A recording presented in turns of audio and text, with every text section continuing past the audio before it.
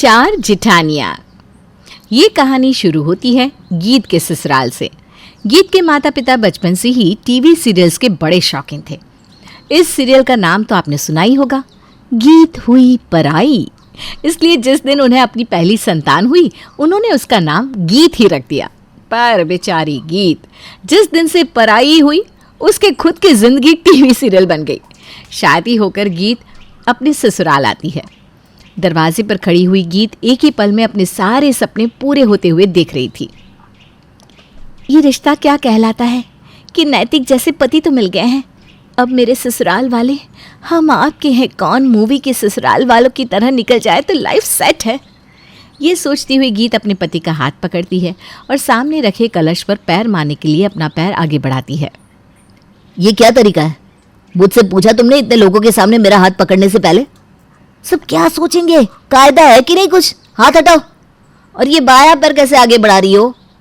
दाहिने पैर से कलश को गिराओ। बताओ, ये भी नहीं सिखाया तुम्हारे घर वालों ने? क्या? अपने ससुराल की चौखट पर खड़ी गीत ने जब अपने पति के मुंह से ये सब सुना होगा तो उस पर क्या बीती होगी, ये तो आप समझ सकते हैं।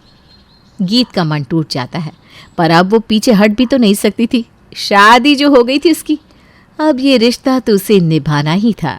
दाएं पैर से कलश को गिराकर गीत आगे बढ़ती है और अंदर जाकर सोफे पर बैठ जाती है, जिसे देखते ही उसकी ननद उसके पास जाकर कहती है, अरे भाभी, ये क्या? गृह प्रवेश करते ही आप आकर सोफे पर बैठ गई? अच्छा लगता है क्या? गांव से कितने रिश्तेदार आए हुए हैं, क्या सोचेंगे कि कमला बहू लेकर आई है या पेड़ का पत्ता जो कभी यहाँ गिर जा रहा है तो कभी वहाँ ऐसे सोफे पर धंस रहा है। ये अच्छा नहीं लगता। अपने कदम चलाते रखिए, अभी इन सारे मेहमानों के पैर छूने आपको, और फिर बहुत सारी और भी रस्में बाकी है। चला ही लीजिए पैर छोटी बहू, इससे शुगर भी नहीं होगा। जिस हिसाब से कड़वाहट मिल रही है मुझे, यहाँ शुगर तो ऐसे भी नहीं होने वाला है चिमकनी। गीत की पूरी रात मेहमानों से जान पहचान करने और आशीर्वाद लेने में ही निकल जाती है। देखिए, बताइए तो पता भी नहीं चला और भोर के 5 बज गए। अब हम सब निकलते हैं भैरव। ऐसे कैसे? बहू के हाथ का कुछ खा कर तो जाओ, वरना गांव वाले क्या बोलेंगे कि हमारे गांव से हमने प्रमोद को भेजा, वो भी बिना बहू के हाथ का खाना खाए वापस आ गया। बैठिए ना अंकल जी, आपकी ट्रेन नहीं छूटने दूंगी, बस 2 मिनट दीजिए मुझे। पूरे दिन की थकी हारी गीत को बिना आराम किए ही किचन में जाना पड़ता है और वो मेहमानों के लिए चाय नाश्ता बनाकर उन्हें परोसती है। कुछ देर बाद सभी मेहमान वापस लौट जाते हैं और सुबह के 7 बजे गीत फ्री होकर अपने कमरे में आराम करने जाती है। इस बात को 2 घंटे भी नहीं होते कि बाहर हॉल से बातें करने की आवाज़ अंदर कमरे में आने लगती है। बहू को इतनी देर सोने को दे रही हो कमला, माना तुम मन की सीधी है, पर इतनी भी छूट सही नहीं। अब ये तो अपनी खुद की समझ होती है ना विमला, कि यह ससुराल है, मायका नहीं। ऊपर से अभी अभी शादी हुई है, घर में लोग हैं। पर नहीं, आजकल की लड़कियां तो फूल कुमारी होती है, 2 काम किया नहीं कि थक कर चूर हो जाती हैं। अब कोई उठने को तैयार नहीं होगा तो कैसे जाकर मैं उसे उठा दूंगी? बताओ, 2 घंटे भी नहीं सोए क्या आदमी? एक बार भी नहीं सोचा मम्मी जी ने, और सीधा चुगली करने लग गई मेरी। सोचा था ऐसे घर में जा रही हूँ जहाँ जिठानी नहीं होगी, पर यहाँ तो हर तीसरा आदमी मेरी जिठानी बना बैठा है। फौरन तैयार होकर गीत सीधा रसोई में जाकर खाना बनाने की तैयारियां करने लगती है। खाना बनाकर गीत सभी को परोस रही थी कि उसके सर से पल्लू सरक जाता है, जिसे देखते ही गले को खराशता हुआ शैलेश उसे इशारा करता है। जरा भी कायदा नहीं है ऐसे कसम से। कुछ देर बाद शैलेश के साथ साथ भैरव भी काम के लिए निकल जाता है। फिर प्रिया किचन में जाकर अपनी भाभी से कहती है, ओहो ओह माय गॉड, ये क्या झोंक लगाया आपने भाभी? पूरे घर में सभी छीके जा रहे। और ये क्या, ऐसे बनती है क्या रोटियां? मैं तो देखकर बता सकती हूँ, आपकी कोई भी रोटी फूली नहीं होगी।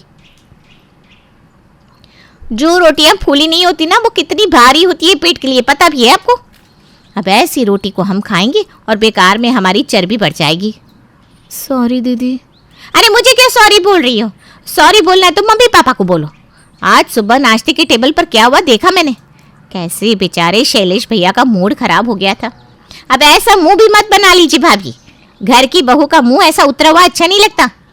मैं तो आपको सलाह दे रही थी, मानना न मानना आपके ऊपर है। और गर्मी की भरी दोपहरी में इतने गरम गरम शब्द अपनी भाभी के सर पर मारकर प्रिया जी तो निकल जाती है रसोई से बाहर। किस घर में ब्याह कर आ गई मैं? यहाँ तो हर कोई मेरा दुश्मन बना बैठा है।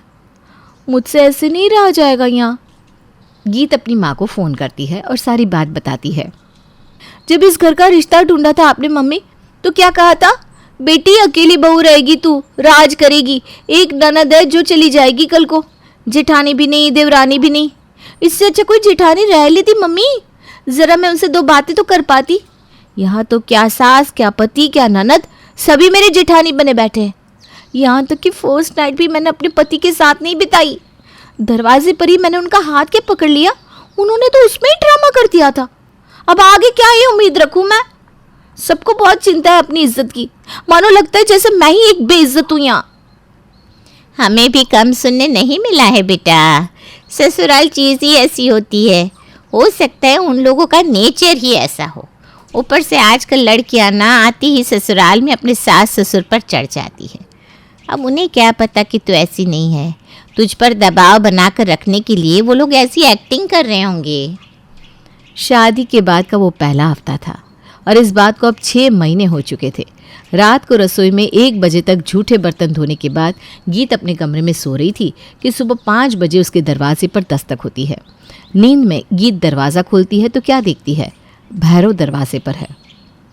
इतनी देरी से सोते ही क्यों हो तुम लोग? जो सुबह सूरज निकल आता है और तुम लोगों को पता भी नहीं चलता। दरवाजे पर सासों को तो इस तरह से आते तो देखा था, पर मेरी किस्मत देखो भगवान, जो ससुर तक आकर जगा देते हैं। गीत फौरन तैयार होकर काम पर लग जाती है। सुबह दुकान जाने के वक्त एक सामान जगह पर नहीं रखा जाता इस औरत से। कहाँ होगी तुम? मेरी वाइट शर्ट निकाल कर दो, मुझे दुकान निकलना है, बहुत ज़रूरी पार्टी आने वाली है। अरे कहाँ हो? शैलेश की आवाज़ सुनकर भागती हुई गीत रसोई से बाहर आती है। यही लक्षण है इस घर की बहू के। शादी को 6 महीने हो गए पर अभी तक इन्हें तौर तरीके समझ में नहीं आए। कौन सी बहू अपने ससुर जी के सामने इस तरह से भागा दौड़ी मचाती है? और अब तक चुप रही गीत बोल पड़ती है। बात बोलिए ससुर जी आपने। यहाँ जब ससुर ससुर जैसे काम नहीं कर रहा तो बहू कायदे में कैसे रह सकती है? कौन सा ससुर अपनी बहू की कमरे के बाहर आकर दरवाज़ा पीटता है? प्राइवेसी के नाम की तो कोई चीज़ें नहीं मिलती मुझे इस घर में। आए दिन मम्मी जी आप किसी न किसी को पकड़कर यही कहती रहती है, मेरी बहू किसी काम की नहीं। अभी तक इसने मुझे गुड न्यूज़ नहीं दिया, तो कैसे दूं मैं गुड न्यूज़? हाँ, गुड क्या है आपका बेटा? और न्यूज़ देने के लिए पति पत्नी को साथ में बैठना पड़ता है, पर यहाँ तो मेरा पति मेरी जेठानी बनकर दिन भर मेरी कमियां निकालता रहता है। ननद ऐसी जो खुद दिन भर बिस्तर तोड़ती है और लड़के छांटती है, और छाटे भी क्यों ना, जब काम वाली जैसी भाभी मिल गई हो जो मुफ्त में बिस्तर तक आकर खाने की थाली पकड़वाती हो, तो कौन सी ननद शादी करके जाना चाहेगी? ये लो मम्मी और 2 छूट। जब पहली बार भाभी की हरकतों में तुमने बदलाव देखा था, उसी वक्त 2 तमाचा लगा दिया होता ना भैया, तो आज भाभी इस तरह पापा मम्मी की बेइज्जती ना कर रही होती। अच्छा, अब दिखाए मुझ पर कोई हाथ उठाकर, सबके होश ना ठिकाने लगा दिए तो मेरा नाम भी गीत नहीं। बहू की कहती आप लोग कामवाली को हटवा देते हैं और फिर कहते हैं कि हम बेटी लेकर आए हैं। ज्यादा से ज्यादा क्या होगा, तुम मुझे डाइवोर्स दे दोगे? अरे तुम मुझे क्या छोड़ोगे, मैं इस घर को छोड़ती हूँ। और ये क्या, गीत तो अपना सामान बांधकर घर से निकलने लगती है। इस मौके का फायदा उठाकर कमला दरवाजे तक जाती है। हाय राम, सोसाइटी वालों देखो कैसी बहू आ गई हमारे घर। सास बहू में तो नोक झोंक होती ही रहती है कमला, तेरी भी जुबान न कम नहीं है। रोक लो अपनी बहू को, अगर ये चली गई ना तो शैलेश की दूसरी शादी इस जन्म में तो नहीं होने वाली। काम वाली 10,000 लेगी मम्मी, और अब तो खाना बनाने की तुम्हारी आदत भी छूट चुकी है। रोकने में ही फ़ायदा है भाभी को। और अपना फ़ायदा देखकर कमला और प्रिया गीत को रोक लेती है। पर गीत के इस रूप को देखने के बाद अब किसी को हिम्मत नहीं थी कि ज़बरदस्ती उस पर प्रेशर बनाए। गीत बहुत अच्छे घर की लड़की थी, इसलिए वो आज के बाद फिर कभी कोई ज़बान दराजी नहीं करती और सिर्फ बहू होने का अपना फ़र्ज़ निभाती चली जाती है। ये कहानी खासकर उन माँ बाप के लिए है जिन्होंने अपने बच्चों को 2 नजरों से देखा, जिन्होंने उन्हें अपना बच्चा नहीं बल्कि बेटा और बेटी समझकर पाला। जा गरिमा, बाजार से थोड़ा सामान ले आ, शाम को मेहमान आने वाले हैं। माँ, आप हर काम मुझसे ही क्यों बोलती हो? आपको दिखाई नहीं दे रहा? मैं पढ़ रही हूँ। माँ, एग्जाम है मेरी कल। तू ही बता, किसको बोलूं? कौन है जो खाली है? भाई को बोलो, वो कौन सा कुछ कर रहा है? उसकी तो परीक्षा भी खत्म हो गई है। अरे, वो बेचारा अभी तक पढ़ ही रहा था, अभी अभी तो खाली हुआ है, उसे थोड़ा आराम करने दे। माँ, वो पढ़ नहीं रहा है, जरा देखो उसकी किताब के पीछे क्या है। गरिमा नाराज होते हुए बाहर चली जाती है। ये लड़की बस मुंह चलाना जानती है, हमेशा खुद को भाई की जगह देखती है। शाम को खाने की टेबल पर, ले बेटा थोड़ा और खा ले, कितना सूख गया है। माँ, अगर आपको इससे फुर्सत मिल जाए ना तो थोड़ा खाना अपनी बेटी की प्लेट में भी डाल दीजिए। अरे रुक जा, पहले तेरे भाई को देने दे, तुझे तो सिर्फ खाने की ही पड़ी रहती है। आपको देखकर तो ऐसा लगता है ना माँ कि आप सारा खाना उसे ही दे देंगी। तुझसे रुकने को बोला ना, पहले उसको दे देने दे, वो तेरा भाई है, कितनी मेहनत करता है वो। वैसे भी तुझे साफ साफ बोलता हूँ। माँ, बस इतना ही दो, मैं और नहीं खा पाऊंगा। खा ले, तू रात को देर तक पढ़ता है, तुझे खाने की जरूरत है। हाँ बेटा, इतनी देर तक मत पढ़ा कर, थोड़ा आराम भी कर लिया कर। देख तो आंखों के नीचे कैसे गड्ढे पड़ गए हैं। हाँ, और एक इसको देख लो, पढ़ने लिखने से कोई मतलब ही नहीं। अरे अपने भाई से कुछ सीख, कितना पढ़ता है, देख लेना एक दिन ये हमारे परिवार का नाम रोशन करेगा। पापा, पढ़ती तो मैं भी हूँ, लेकिन आपको अपने बेटे से फुर्सत हो ना, तभी तो मैं दिखाई दूंगी। पर कोई बात नहीं है पापा, अब तो मेरी आदत हो गई है। बस मुंह चलवा लो, बात तो बड़ी बड़ी करती है, लेकिन काम न काज की दुश्मन अनाज की। इस बार इसकी पढ़ाई पूरी हो जाने दो, इसकी तो फिर शादी करवा देंगे। इसी तरह कुछ समय बीत जाता है, बेटे की शादी हो जाती है। देख गरिमा, तेरी भाभी आ गई है, तुझे कितनी बार बोला है शादी कर ले। अब घर में भाभी के साथ बना कर रखना तेरे बस की बात है नहीं। पर माँ, मैं क्या बोल रही हूँ उन्हें? चुपचाप नौकरी करती हूँ, घर का काम करती हूँ। नहीं, या तो शादी करो या तो घर से निकलकर कहीं और रहो। मेरे बेटे बहू को तेरे कारण प्रॉब्लम हो, ये मैं नहीं देख सकता हूँ। बस अब क्या था, गरिमा घर की शांति के लिए अलग रहना शुरू कर देती है। माँ, दीदी को घर से निकालकर सही नहीं किया, कम से कम काम में कितनी मदद हो जाती थी, फिर मुझे समझती भी थी वो। पर छोड़ ना तू, ये ले बैग और लिस्ट, और आते समय ये सारा सामान ले आना। मम्मी जी, मैं ऑफिस जा रही हूँ, ना कि सब्जी मंडी। पता नहीं आप लोगों के अंदर एटिकेट्स कब आएंगे। हाँ हाँ बहू, मुझे पता है, तभी बोल रही हूँ। जब वहां से आओगी तो बाजार होते हुए आना और ये सारा सामान ले आना। और पता नहीं ये क्या होता है मुआ, एटिकेट्स। रहने दो, खैर लाओ झोला, ले आऊंगी। शाम को, ये लीजिए मम्मी जी, एक बार देख लीजिए, जो जो आपने मंगवाया था वो आ गया है ना। बहू, ये तो क्या ले आई, मैंने तो ये मंगवाया ही नहीं था। और हाँ, ये सब्जी कितनी गंदी है। अरे बहू, सब्जी देख कर तो लाती। ओ मम्मी जी, मैं क्या बताऊं, वहां बहुत भीड़ थी और मैं ना बहुत थक गई हूँ। मैं इससे ज्यादा और कोई काम नहीं कर सकती। माँ, रहने भी दो, अब तो जानती ही हो उसे ऐसे काम करना नहीं आता, तो आप उससे मत बोला कीजिए। बेटा, तो बहू को सीखना चाहिए। अभी नहीं सीखेगी तो कब सीखेगी? और आगे चलकर बच्चे होंगे तो उसका ख्याल कैसे रख पाएगी बहू? माँ, अब आप फिर से शुरू हो गई। उफ, आपसे तो बात करना ही बेकार है।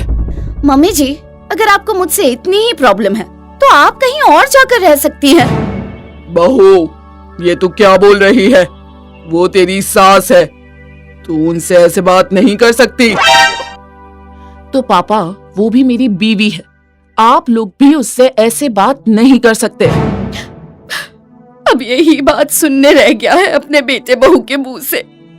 तुझे बचपन से पढ़ा लिखा कर इस काबिल बनाया, किस लिए? ताकि तू एक दिन हमें घर से निकाल दे।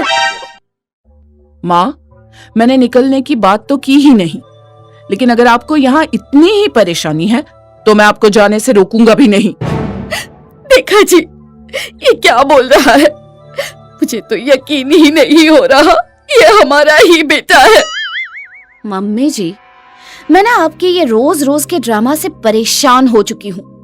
आप ये कैसे कर लेती हैं? रोज रोज घर से जाने की धमकी देती है, लेकिन आप कभी जाती तो नहीं है। आपकी इन्हीं हरकतों की वजह से गरिमा ने भी घर छोड़ दिया होगा, वो भी परेशान हो गई होगी आपसे। हाँ, आपने उसे भी तो नहीं जीने दिया होगा। माँ बाप ये बात सुनकर कमरे में चले जाते हैं। अगली सुबह हम इस घर से जा रहे हैं। माँ, ये आप क्या बोल रही हैं? आप अभी तक रात की बात को लेकर बैठी है। बेटा, जिस घर में इज्जत ना हो उस घर में रहकर भी क्या फायदा? बेइज्जती सुनने से अच्छा है हम कहीं और जाकर शांति से इज्जत की रोटी खाए। पापा जी, यहाँ किसने आपकी बेइज्जती की? वो तो कल मम्मी जी का कुछ ज्यादा ही हो गया था इसलिए, नहीं तो मेरा ऐसा कोई मतलब नहीं था। अच्छा बहू, तो तेरा क्या मतलब था? घर से जाने की धमकी देती हूँ, कभी जाती नहीं। इसका तो यही मतलब हुआ ना कि तू हमें इस घर से निकालना चाहती है। मम्मी जी, मैं आपको निकालना नहीं चाहती, लेकिन हाँ, अगर आपको यहाँ अच्छा नहीं लग रहा तो आप जा सकती हैं। अब आप खुद ही सोचिए, मुझे और इनको कितने काम होते हैं, ऊपर से आप लोग यहाँ रहते हैं तो हमारे लिए टेंशन और बढ़ जाती है। हाँ माँ, ये सही बोल रही है। और देखिए, उस वजह से कितने झगड़े हो जाते हैं। मुझे लगता है आपको और पापा को वापस गांव चले जाना चाहिए। अब ऐसा तो है नहीं कि पूरी जिंदगी हम आपका ही ख्याल रखते रहें। हमें अपने भी बहुत काम होते हैं। इतने में बेटी आती है और सब बात सुन लेती है। भाई, ये तो क्या बोल रहा है? और माँ पापा, आप कहाँ जा रहे हैं? अच्छा हुआ तुम आ गई, अब तुम ही इनको समझाओ। अब ये हम लोगों के साथ रहते हैं जिसकी वजह से हमें बहुत दिक्कत होती है, तो बस हम इतना बोल रहे हैं कि अगर ये कहीं और जाकर रहे तो। भाभी, ये आप क्या बोल रही हैं? इस उम्र में ये लोग कहाँ जाकर रहेंगे? और भाई, तुम भी इन्हें जाने दे रहे हो? तो और मैं क्या करूं? मैं थक गया हूं माँ के रोज रोज के झगड़ों से। इससे तो बढ़िया यही होगा कि ये यहाँ से चले जाए। मुझे नहीं पता था, जिस दिन तू कामयाब हो जाएगा उस दिन तू हमें ही हमारे घर से निकाल देगा।